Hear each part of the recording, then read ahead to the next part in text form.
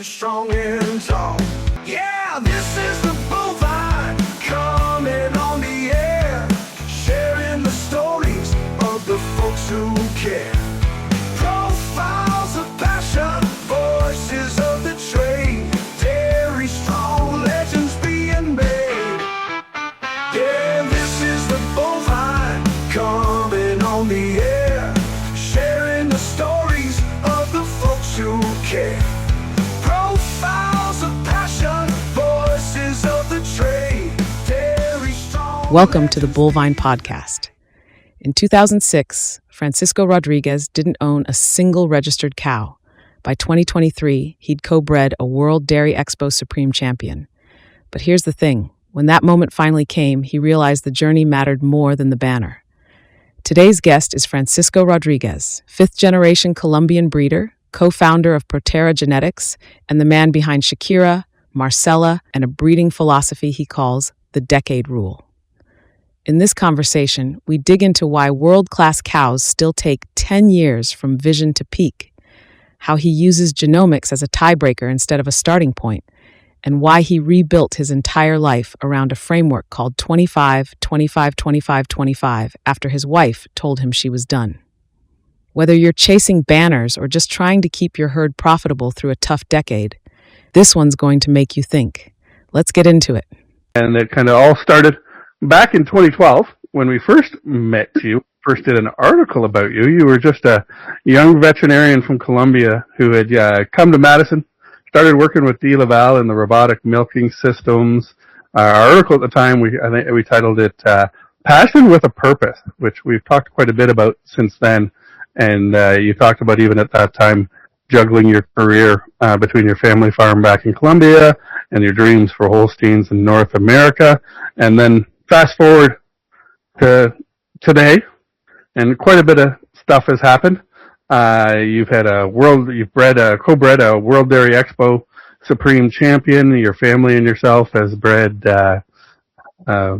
half the Colombian national champions in that time.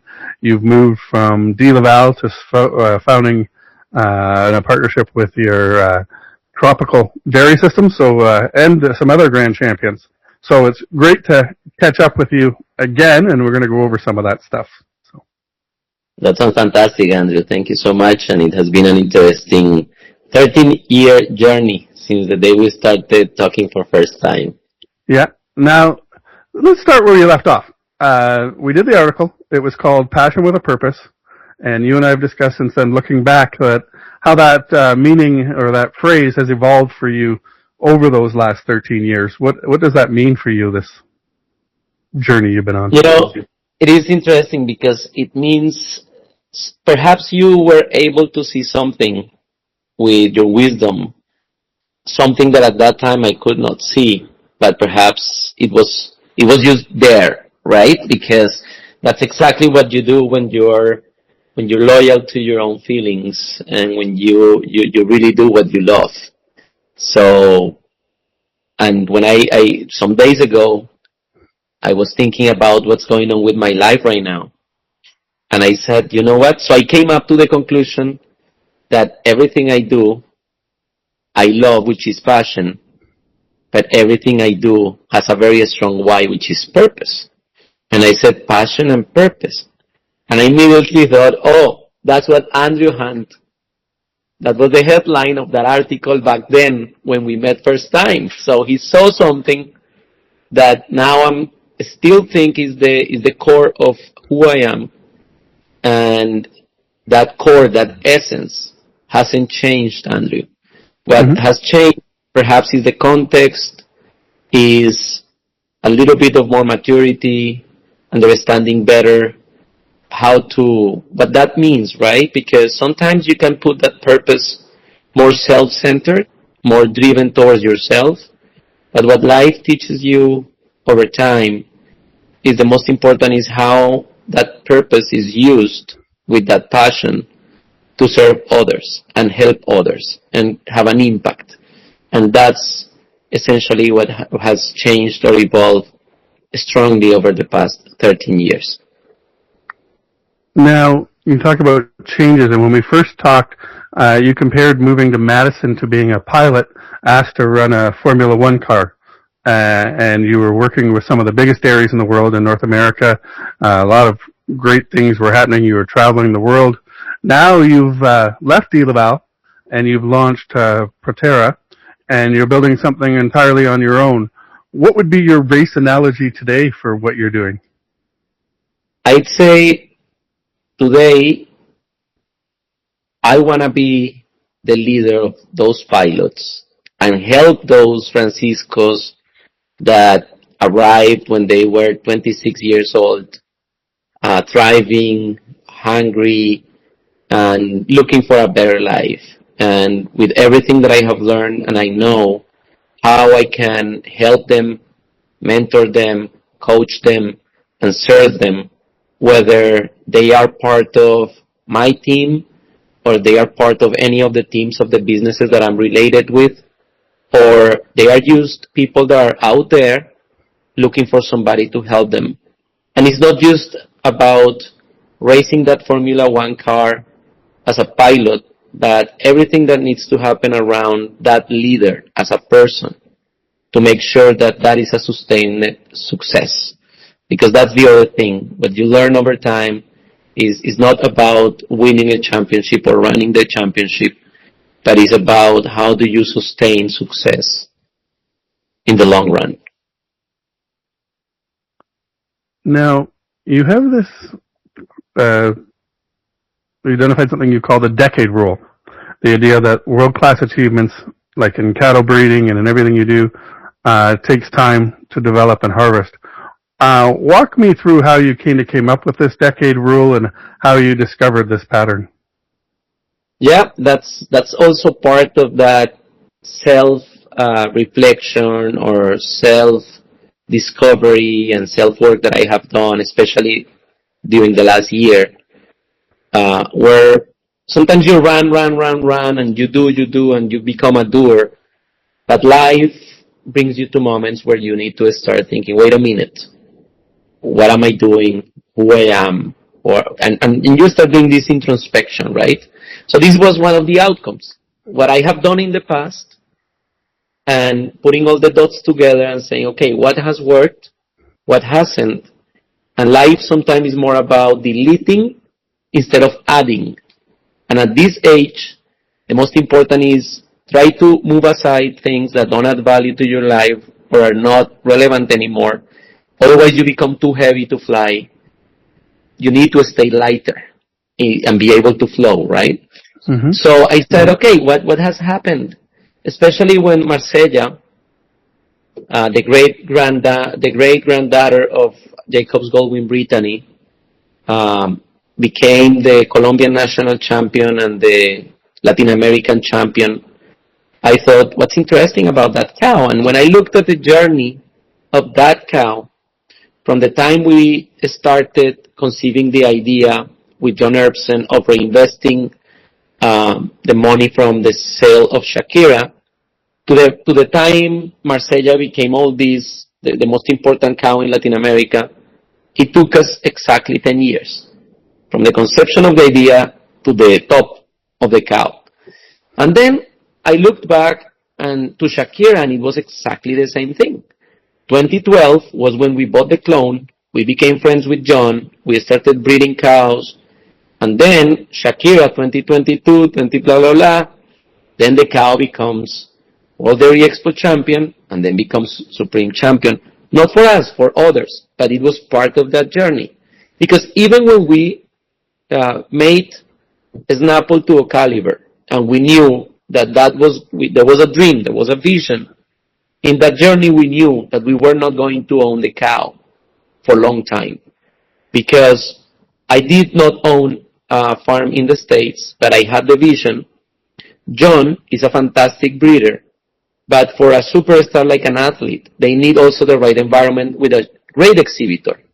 That's why when we show up at Madison, and she was a 2-year-old cow, we were looking for opportunities openly. And then is when I decide we talked to a lot of people, and a lot of people love the cow, but then finally was Jacobs the ones that bought it. and then she became champion and a well-known cow worldwide 10 years after. And then I went back to when I started Colganados with my parents. And since the date we started with the first cow milking in our project to the day we had our first national champion back in Colombia, we started Colganados as a pilot project, mother, father, and son, in 2007.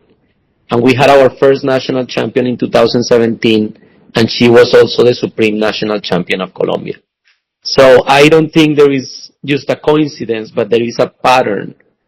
And that pattern is explained in two phases. Is when you have an idea creation, or you create a product, and then when you have product deployment. And I think that a good idea requires at least 5 years of ideation and development, and then you need 5 years of deployment. And when you look at these cows, almost all of them went to the top at 5 years old, which is the product development deployment phase. So it's very clearly laid out. You have two phases: ideation and development, 5 years. Do it right. Japanese are great at that. They don't launch a project just for launching it. They take the time to think through, plan accordingly, put all the pieces together, and when they deploy, do it with excellence, and then in 5 years you will harvest the crop. And that's how I came up with that concept or that idea that applies really well. It has applied really well, and if you think through, most of the champions are 5-year-old cows. Right? So it makes sense, at least in this industry. I don't know others. It may apply as well, but that's what I have seen. And you spend a lot of time doing reflection. Yeah, that seems to have been a key part in your developing goals. Yeah. Every day, Andrew. Every day. I was not that way, you know. I have the fortune. My wife is that way. My wife is that way. And for some time, it was very hard for me to understand many of the things that she was telling me. And I was like, maybe we don't get along anymore. But it was that I was in doer mode and she was on self-being mode. And while she was more taking care of how she was, her health, her mindset, heart set, soul set, the things that really matter, I was more focused on business, success, money, and those things, and that creates a disconnection. But all of a sudden, we go through some circumstances, and I decided for second time in my life to get back on track, on my faith, on God, on self-centered, self-improvement, reflection, meditation, and like magically, all of a sudden, we are more aligned with my wife than ever before. That we just needed to be on the same level of consciousness. We were not there. It was way ahead of my time, but in a very short period of time and through experiences of life, I was able to get there. So she's my biggest, that's why I say she's my biggest mentor. She's the person that teaches me the most, and she's the person that puts me centered and helps me connecting again with that spiritual and that, that kind of reflection side of things, Andrew. And it's neat because you really have thought about all of this, and it's really neat how you break down the product development and the process, looking at it in hindsight, and how you can really kind of see the patterns. And you've had a lot of success that would help show you the patterns over the years. For young breeders who are, it seems like everything has to happen tomorrow. Everything has to happen quickly because there seems like everything it isn't working unless you achieve success early. I think your perseverance is kind of the testament that it doesn't have to happen tomorrow. So many people get discouraged that it doesn't happen in 2, 3, 4 years. It doesn't happen right away. You kind of have to plan and have a vision. What would you say to those young breeders on, why it doesn't have to happen tomorrow and how to build the plan and the vision for tomorrow? Yeah, the difference is where you put your focus. Are you focused on the end result and the money and the ribbons? If that is the answer, then very likely you're looking at the wrong place, because that's not success. And Money is not the blessing. The ribbon is not the blessing. The blessing is having the passion, the love, the care, the perseverance, the connections, the relationships. Those are the blessings. And enjoying them and focusing on the process, and then do it with excellence, with true passion, excellence. Because when you do it with passion, you're not working. You're having fun. When you do it with excellence, the results will come. And if you put passion, excellence, and perseverance, that ribbon, that success, that money will for sure happen. But many people get lost and they don't enjoy the process, and money doesn't bring fulfillment. Money brings a ribbon. Even winning a championship, I always tell my friends, my parents, everybody, when we're winning a championship, I always tell them, enjoy this moment, because it's very ephemeral. It happens. If you want to cry, cry. If you want to party. If you want to dance, because tomorrow is going to be a different day, and that moment with that level of adrenaline and fulfillment is gone. So this to say that if the other things, the process, if you don't love the process, then you won't be able to feel fulfilled. And there is a big difference between winning and being fulfilled. Winning is momentarily. Fulfillment is something that you feel inside, that regardless if you win or lose, you feel that you have done your best and you're at peace with yourself. And that's why it's very important, because you will not always win. And the only way to stand back up and come and the next year and be there at a competitive level is because it's not about the win. It's about you feeling fulfilled and be able to do it again.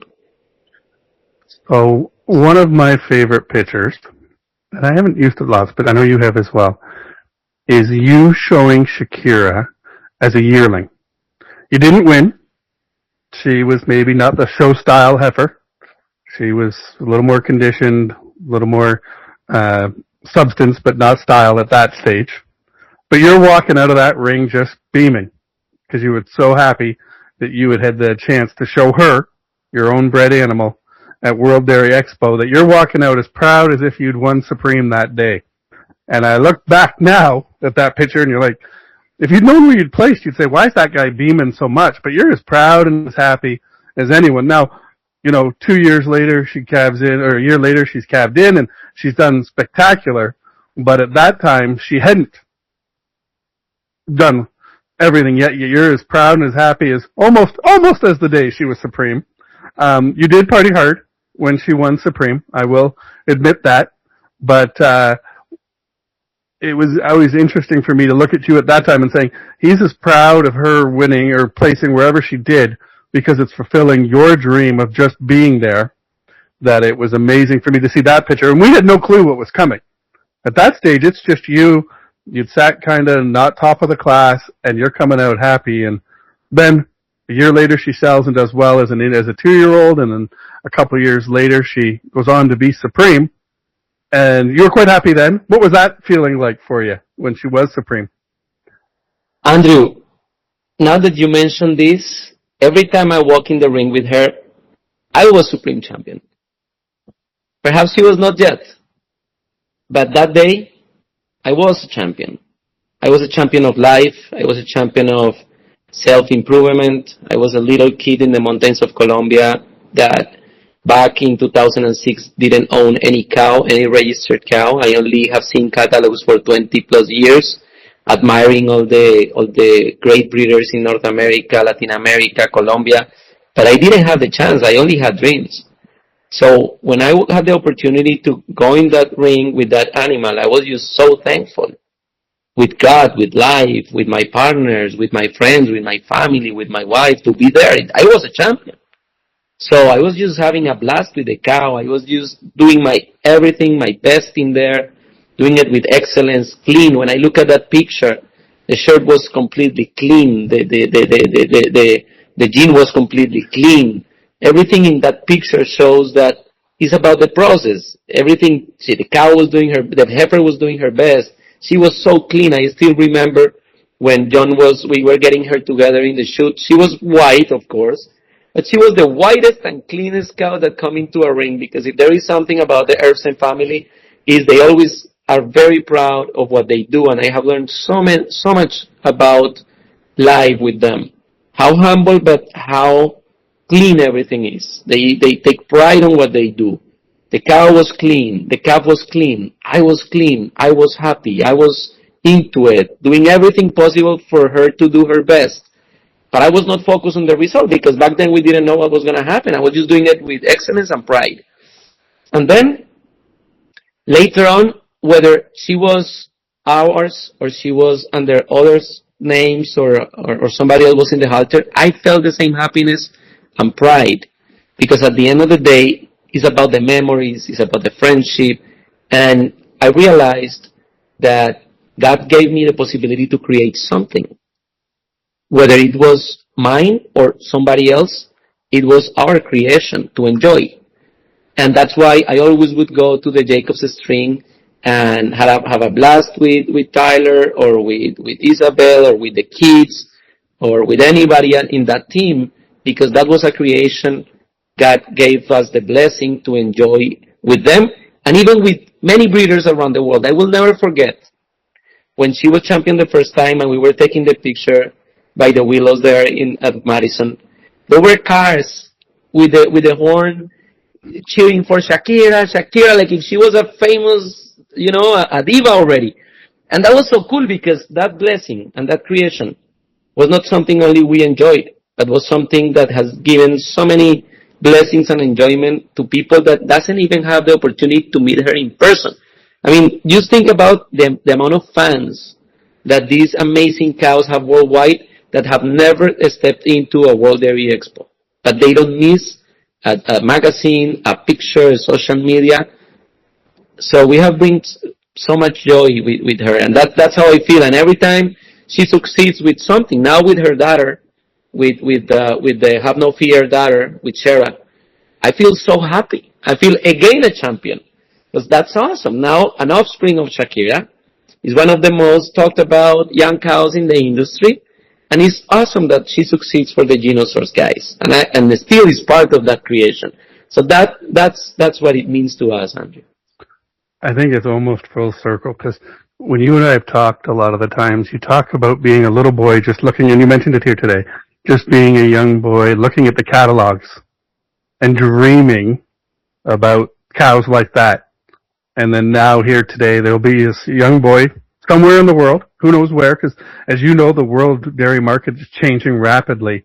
But there's a boy somewhere who's got the dream like you had, and it's neat that, there's almost a model or an inspiration that you can provide to those young boys or young children on what's possible, because, you weren't from a heartbed, you weren't from things, and here you are, you've achieved this success with help.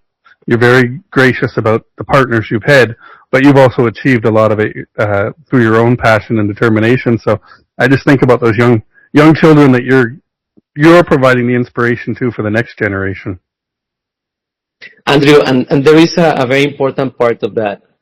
When God gives you blessings and you have the gift of creation, because we are part of God. I mean, and the best example of that is when a man and a woman get together and love each other, create life. So we are creators, and God gave us that gift of creation. That's what we do. And whether it's a man and a woman creating a new life, which is a son or a daughter, or it's both of us in this podcast talking about and vibrating and inspiring others that will connect through it. Now we're creating feelings and some things. The question that we need to ask ourselves is, champions for what? The champion is not the end objective. And if somebody thinks it's the end objective, that's ego. Because then that's to say, I'm the best.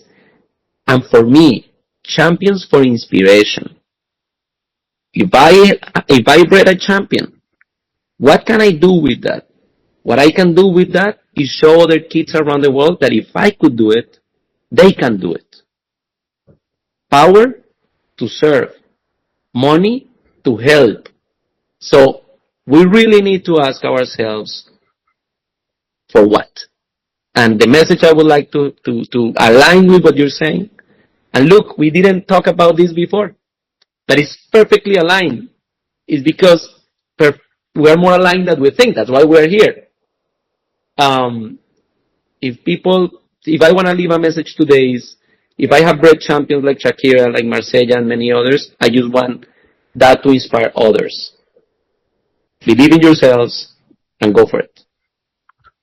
You know, it's interesting when you talk about that, and I think about it because, you know, most people, hey, co-breeder of a supreme champion worldwide phenomenon cow, that would probably be the pinnacle of achievement, but your passion didn't stop there. And that's what I always think, and I always see that I understand it's more about the journey and the passion than it is about the result.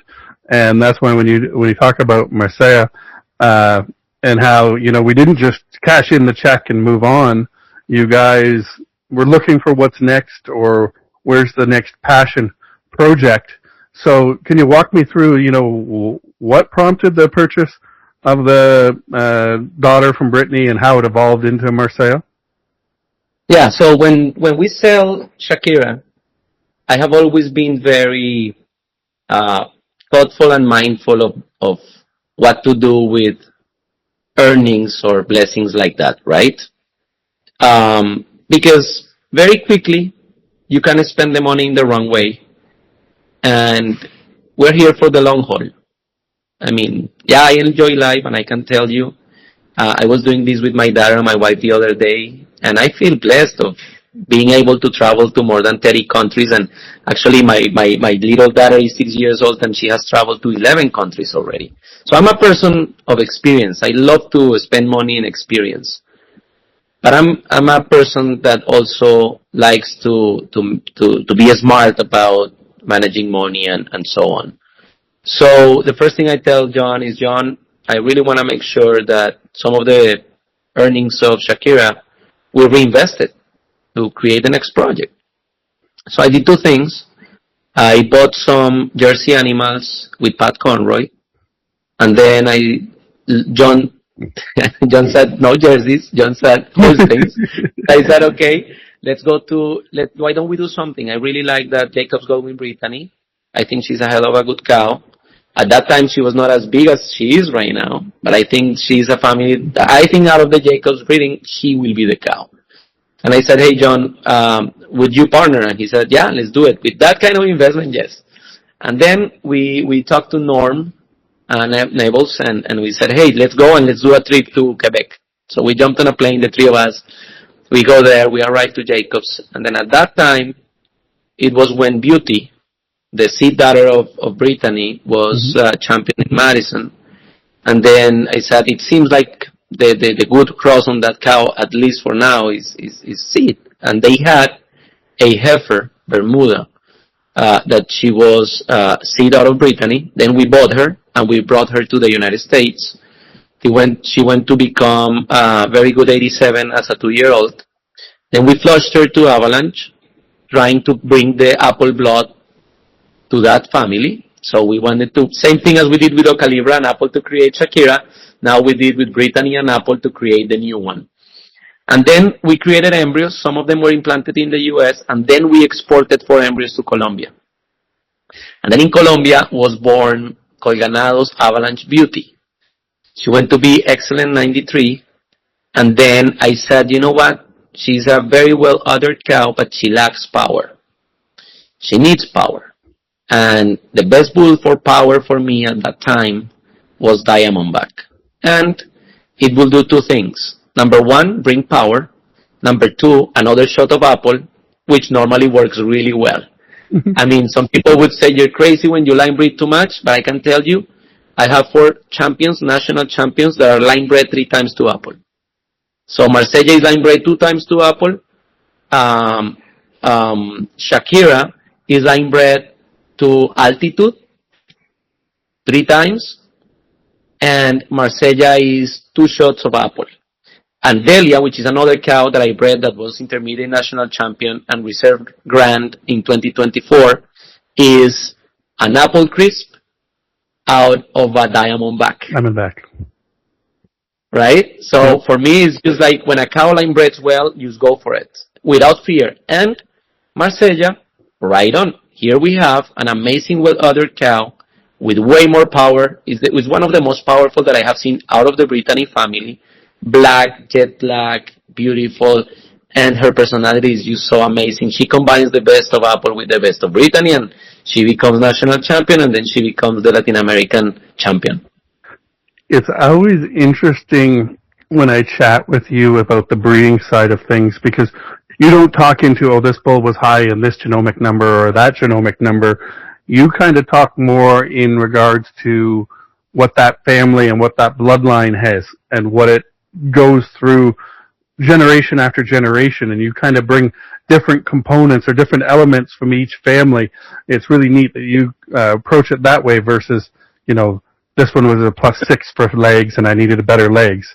You look at more it as what does that element or that family or thing breeding pattern have, and you work from there, and it's proven very successful for you.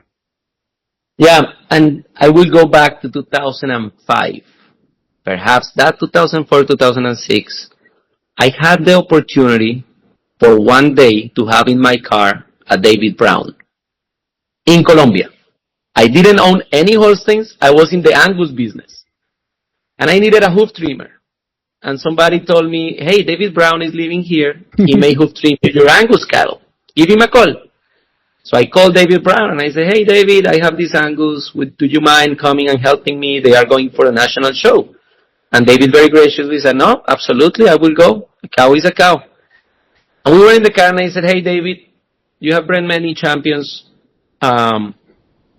What advice would you give me?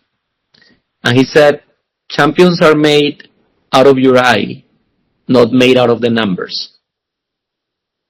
So if you really want to create champions, you really need to look at the mother, at the sire, the breeding patterns, and that's how you will make champions. And then I learned from John Erbsen, he always said, Francisco, is better late and right rather than early and wrong.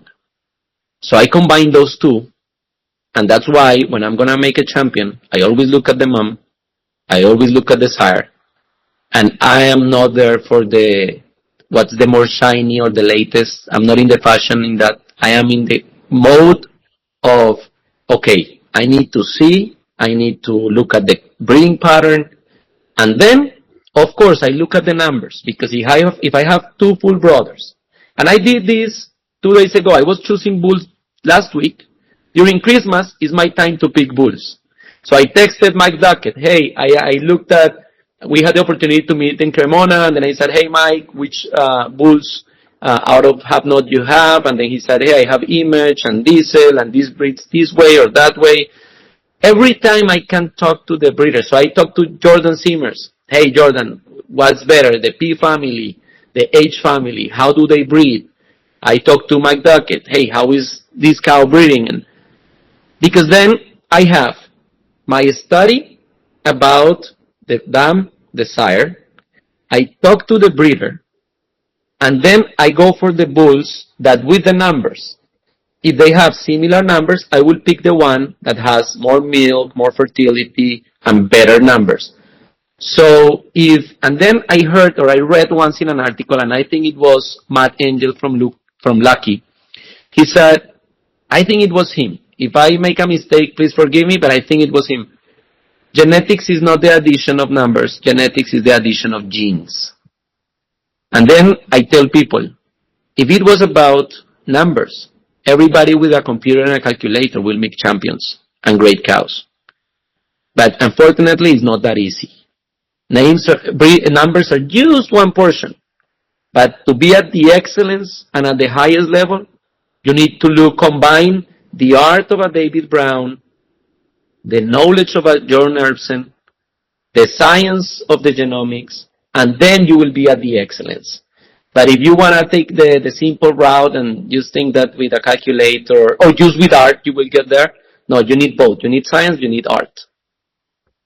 It's interesting you bring up David Brown, because my first trip to Colombia ever was fitting cows for David.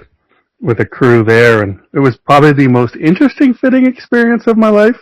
But the lessons you learned from David, the talent and the vision he had his demons, but his talent and vision was second to none. So another major thing that you and I have always talked about, and now it's changed, is you were very passionate and did a fabulous work while working for De Laval. But in 2022, you decided to switch gears and move on to a different direction, and you started Proterra. Can you kind of describe how that transition happened and why you realized that that was maybe the time to make the transition? Yeah, absolutely. Just give me 1 second because the computer is going to run out of battery. Yeah.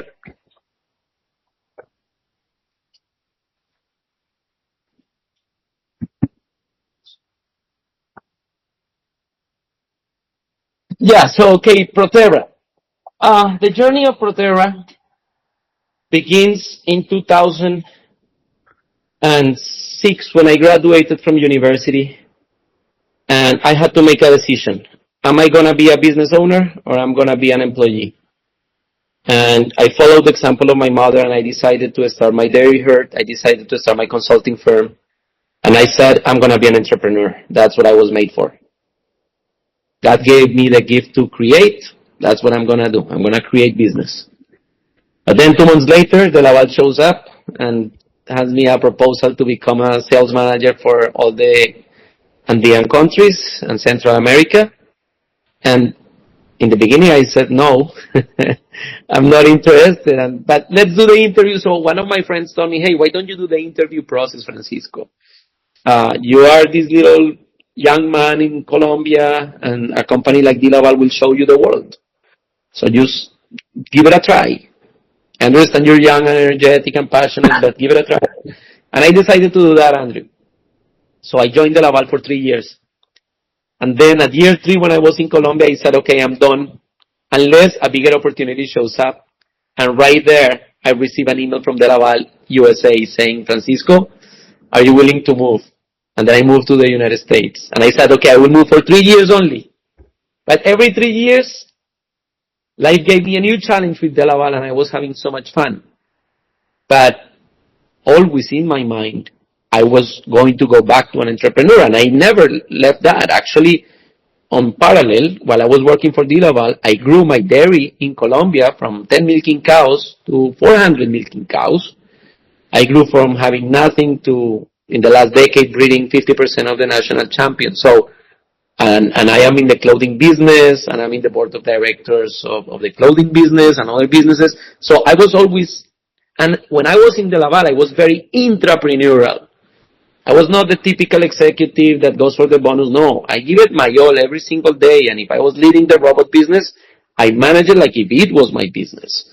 And always, let's go, let's grow, travel, be on the road, presentations, promotions. We were in Vegas together, Andrew. I was in Ontario. I was in Vancouver. I was in Australia. I was in Chile. We built amazing projects because I was an entrepreneur in that firm. But during the pandemic, before that, when I was planning, one of the best projects I planned was when I met Mike McCloskey in 2018. And then, very quickly when we're in the car, I say, Mike, what's your purpose in life? And then with all the admiration that I had for him, because I wanted to meet him for 6 years, I was always looking at this guy that is very ingenious, and he was for me the Steve Jobs of the dairy industry. I have all this admiration, and finally I can meet him through De Laval at a restaurant in Chicago, Tavern and Rush. We're with the CEO of De Laval, we are with the North American president, we are with Mike, and we're talking about, and I say, hey, this guy is just awesome. And I said, hey, have you seen robots? And no. Okay, let's go to Michigan. Let's go to the Schuler family to see robots. When can I pick you up? Oh, pick me up. I'm going to be at the airport. I think it was tomorrow or in 2 days or something like that. I go, I pick him up, 1 hour in the car or 15 minutes, and I say, hey, Mike, what's your purpose in life? He says, my purpose at my age and so on is to work for tropical agriculture. And he says, what's yours? And I said, Mike, I have been in the States for almost a decade. I have learned a lot, but I am from the tropics. And I think the opportunities are amazing. And if there is an opportunity to transform dairy and beef in the world, it's in the tropical world. And then we said, okay, maybe we can do something together in the future. We built a friendship. Next weekend, I was staying at his house with my family. We were riding Pasofino horses in Indiana. We were doing a little bit of everything. Enjoying life, riding horses, breeding horses. We were designing robot projects. We became very good friends. And then we started a little breeding project with Gir and Girolando. And we went to Brazil. We brought those genetics to Canada. And then we started developing that, but it was a small project. One more of the projects we were doing. I was doing more, he was doing, of course, more. But when the pandemic hits, Sofia tells me, Francisco, I'm done. I need to go back home.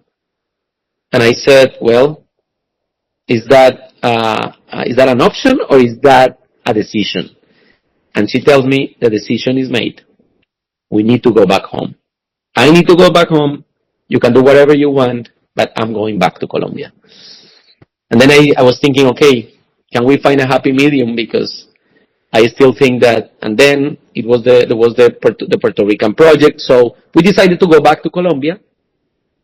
And then I was going to live in Colombia and manage the Puerto Rican project ProTerra with Mike, but from Colombia, among many other businesses. It was going to be just one more business. But very soon, this business starts growing and growing and growing, and then we decided to move to Puerto Rico and devote most of my time to run the project, and here we are. Now, you talk about the ProTerra project, and I know the philosophy behind it is, you have the saying, embryos are transformation, semen is evolution. Can you unpack that for me or describe what you mean and what you're doing with this project? Absolutely. Our project started with the development of embryos in an efficient, low-cost, effective way. And the reason for that is, in the tropics and grazing, you need crossbreeding in order to be successful. There is no other way, grazing in the tropics, to be successful. You need both. You need the willingness of the indicus to survive and the willingness of the taurus to produce. And when you put those two together, you have the Girolando, which is an amazing animal, like the Brangus, to provide both the resistance and the productivity. And that's the only way to keep an F1 is through embryos. So the only way to really go to a country like Nigeria, 28 million cows, 1 liter per cow per day milk production average, and multiply that by 16 in 3 years, of course with management and everything, is with a Girolando embryo. That transforms a country. That transforms a project.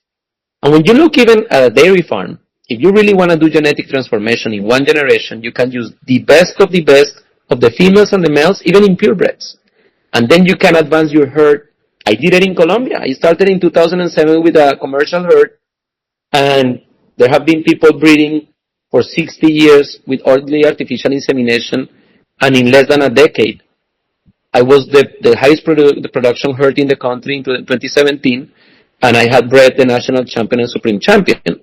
So if you want to transform a herd and a project, embryos. And once you do that, then you go with artificial insemination, and then that's why I say evolve. Evolution takes time.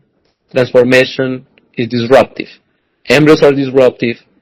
Insemination is the highest penetration, but is part of an evolving process. So it's interesting how you explain that. So from my understanding, it is that you're using embryos to get the fastest instant genetic gain and then building on that using AI going forward so that you keep that genetic gain sustained, but it is a combination process. How has this project been going? What's been the response to it? The project has been amazing. We have been, our project or our mission is to transform projects, countries. The tropical world really needs food. It's where more people are born every single day. Dairy, beef. So we are doing transformational projects in Puerto Rico, which is our home base, in both dairy and beef. We're doing transformational projects in Latin America. We're doing transformational projects in Africa. And we're doing transformational projects in the USA. So he's doing amazing, and we also have been working very closely with ST Genetics and with Juan Moreno, which is also our very dear friend, also Colombian, where we work on both sides. We work on the female side, we work on the male side, and very soon we will be releasing the bull lineup of year for the world out of the United States. We have the full brothers and sisters of the highest Brazilian bulls and cows. They will be available worldwide, so we're fulfilling our vision. And we also own sleek Holsteins, that the combination of sleek Holsteins, tolerant Holsteins, and the Indicus cattle, now we can deliver and deploy any project around the world. And now one of the visions we have is to take sleek Holsteins to the highest level, so that in the future, a farmer like Paul Genetics or like A2A2 is not optional, but really you can have that trait within the best males or females in the industry, so that it becomes a no-brainer. So that's where we are right now. A lot of collaboration with ST, with Juan, with Mike, and having a lot of fun with a lot of people, doing a lot of partnerships globally, and here we are, yeah. That's fulfilling missions and visions. Now, two things. First of all, am I right to understand that there are descendants, Giro descendants of Shakira? I think you told me one time that you'd had Giro descendants or crosses onto the family at some point, or not just Shakira, but of the bloodline. Yes, I have descendants of Apple that are Girolandos. I have descendants of Brittany that are Girolandos. I cross them with the best Gir bulls out of Brazil. So I go to Brazil to look for Gir. Andrew, one of the things that I love the most, and I have spent 2 weeks and weekends, is doing bull analysis and selection. It's just amazing. I analyze the Holstein bulls, the Jersey bulls, the Gir bulls, crossbreeding, matings. Now in the Nelore, in the beef industry, I'm also in the beef right now. So I just love that, because that's where my passion resides, right? And using that little bit of talent that I have been able to prove through all these, let's say, achievements or these projects. And, so I have done Girolandos with the best Gir and the best Holsteins in the world. That's cool to me. So when I started the Bovine, I did articles early on, and I'll call it on 2 Colombian different men. One was yourself, so this story is really neat to come full circle with you. But then the connection with another Colombian who you just mentioned was Juan, and that was back when he was just getting into bringing sex semen to the market, and having challenges to get AI companies to use sex semen and all of that. So past year, it was neat. I got to nominate him, and he did achieve international award winner at World Dairy Expo with how well sex semen has gone for him. So those 2 stories are 2 that I started early on, and they've come very full circle. And then to have you 2 kind of working together now, to me, is just everything kind of coming into one package. Now, I have had the pleasure to work with Juan quite a bit over the years, and he is very much, I would say, maybe different than what I've had interactions with Mike McCloskey, who is your other very much strong mentor outside of your wife there. How would you describe working with Mike and Juan, and how do they complement each other? How are they different? How has that gone? Yeah, it's very interesting. I mean, when I was, I remember one day I was having a meeting, I think, with Mike, and I posted a picture on social media, and your dad sent me a Facebook note saying, many people would like to be a fly on that wall and listen to that conversation. And another time he sent me a message saying, keep flying with the eagles, or something like that. Your family for some reason has always been very supportive of me, even with a phrase, with a word, or with an article, or with whatever. And when I was with Mike and with Juan the first time on a meeting room in Puerto Rico, I thought of your father. You don't know this, but I thought of that phrase that your father sent me that day through Facebook. Because that alone for me is such a blessing. Being able to spend my time with 2 of the smartest, most successful people I know inside and outside the industry. This morning I was in the gym, 5 in the morning, and I was running, and all of a sudden I see Fairlife in a commercial on the TV screen. And I'm like, how crazy is this that I'm 5 a.m. in the morning in the gym, and the person that created that product is my partner. And 7 a.m. before starting this interview with you, Mike calls me. Being able to work with them, being able to see how they work, their passion, their commitment, their perseverance, their purpose is such an inspiration, Andrew, and I'm so thankful for that, because at the end of the day, you are who you surround with. And yeah, that's amazing. And they are, of course, very different. I mean, not only on how they are, but also age. I mean, Mike is 70 plus years old. One is the next generation, and I'm the next generation. So at the end of the day, Mike is the wisdom, right? He's the person that has done the most and has lived the most. Then you have Juan, which is also a lot of knowledge and power in his brain and how he does. And when I moved to this project and I started working with Mike, I said, you know what, Mike? In this partnership, I'm gonna be your student, and you're gonna be the professor, and I'm gonna always treat you with respect, because independently of the economic result, if I can learn from you, that will be my best result.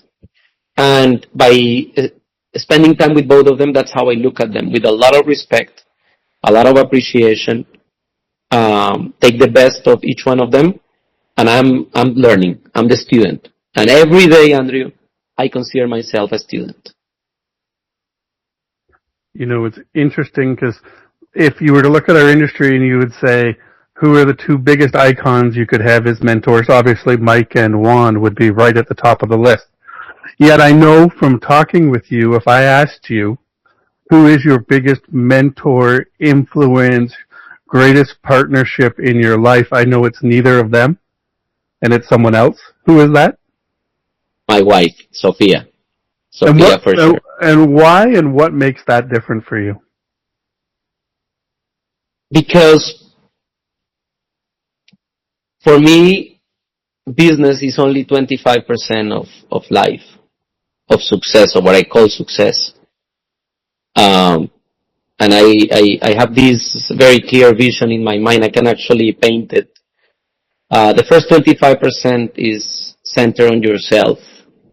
And the biggest decision you make, there is two very important decisions that you make for you as a human being. The first one is your faith and God, your relationship with God. And the second one is who you marry. And so my first 25%, I work every day so hard on me, on who I am, and how do I stay healthier? How can I do more exercise? How can I eat better? How can I meditate more? How I be more thoughtful? And the second is God, and what do you believe in? And for me, it's very clear. I believe in Jesus, and for me, Jesus has been the best leader ever. And if I can live somehow, my source of inspiration as a leader is Jesus Christ. And then when I look at my relationships, my baseline, my everything is my wife. And then from there, having those three aligned, I can talk about the rest and have people like Juan and Mike being part of my life. But without being mindful of who I am, without the faith and the strong example of Jesus, and the support, example, and help of my wife, nothing else would have been possible.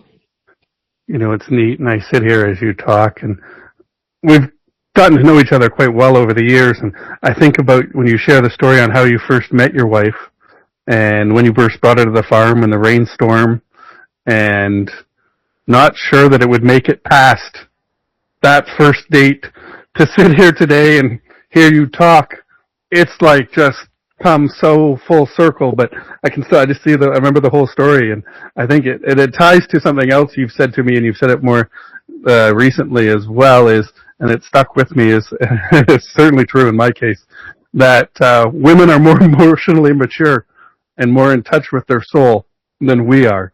And my wife being a psychiatrist in which she does, I can easily say same to you as, oh, light years ahead of me on that front. But can you describe how Sophia helped you, and both our wives are similar names, Sophia, helped you come in touch with that? Because I think that is something she brought into your life.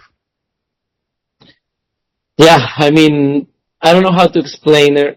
I just know that when I met her first time, I saw something very special in her way, her values.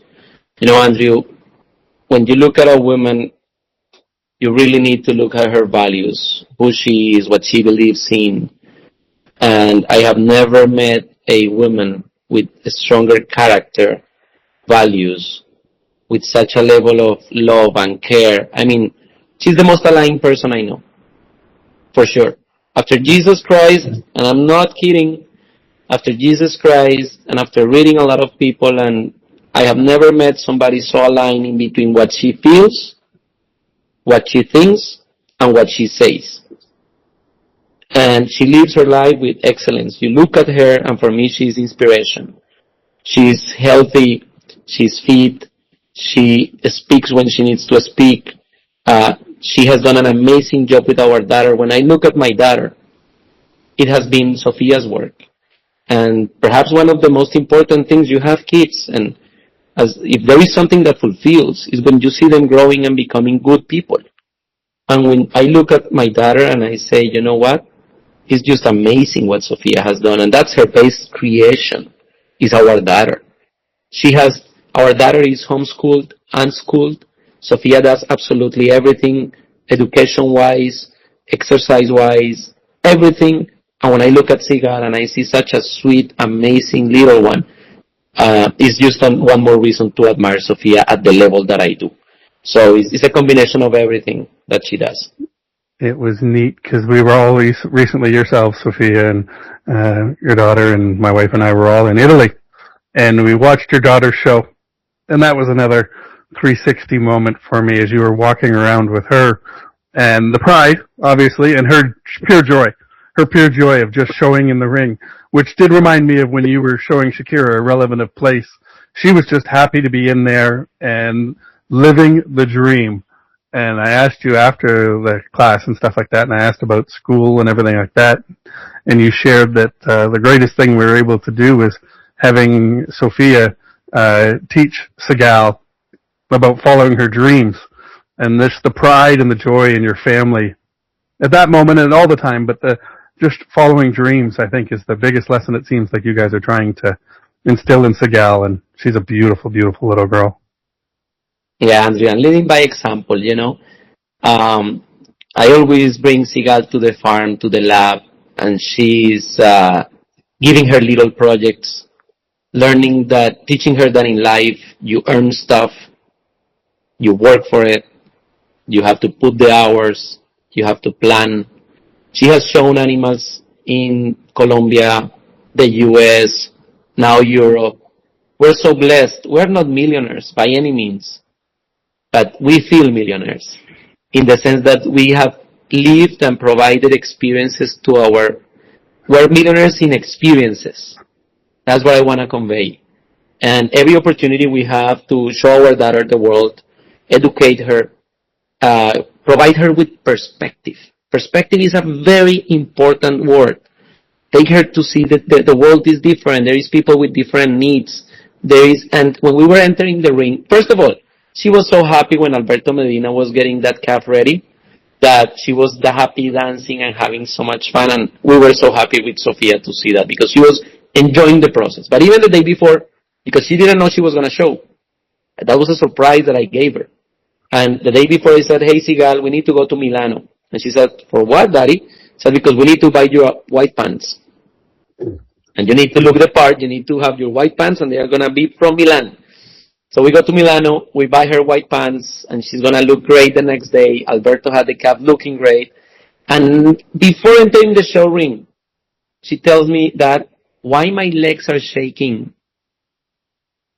And I said, Sigal, that's something that all of us felt sometimes. And I get very emotional with this because that's exactly what I want to provide my daughter. That she has all these feelings, to know that all the sacrifices, the goods, the emotions, the happiness. And then when she was in the ring, the calf was a little bit hard on her and all of that. I'm helping her. But then the moment she was in front of Nathan's wife that she was judging, Sigal did so amazing walking that calf. I was stunned. I was like, wow. She did it so professionally. It was 20 seconds where the calf led perfectly. Sigal led perfectly. And when she ends up, she said, Daddy, did I do it with excellence? And I said, Sigal, you did it with excellence. You did it fantastic. So it was an amazing experience, Andrew. What's your advice for young people? What advice would you give to them if they want to achieve success? Andrew, what I said I think it was in the middle of this podcast. Focus on the process. Have fun. Be thankful. Enjoy the blessings. And with clarity in your mind, that blessings meaning health, passion, purpose, connections, love, then you will achieve the rest. Whether it's a barn full of cows with 40 cows or with thousands of cows, whether that's a ribbon at a show, whether that's money, if you do what's right and you focus on having fun in the process, you will achieve success. Okay. And one last thing. If you could go back and tell the young veterinarian who landed in Madison in 2011 about what he was going to achieve or what the journey ahead would be, what would you tell him? Wow. Follow the dream. That was Francisco Rodriguez on the Bullvine podcast.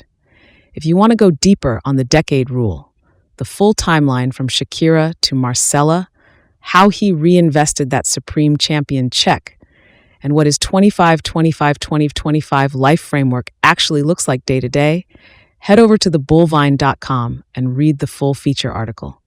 And if this episode made you think differently about your own 10-year plan, share it with someone in your barn or your breeding circle. That's how this stuff spreads. Thanks for listening. We'll see you next time on the Bullvine Podcast.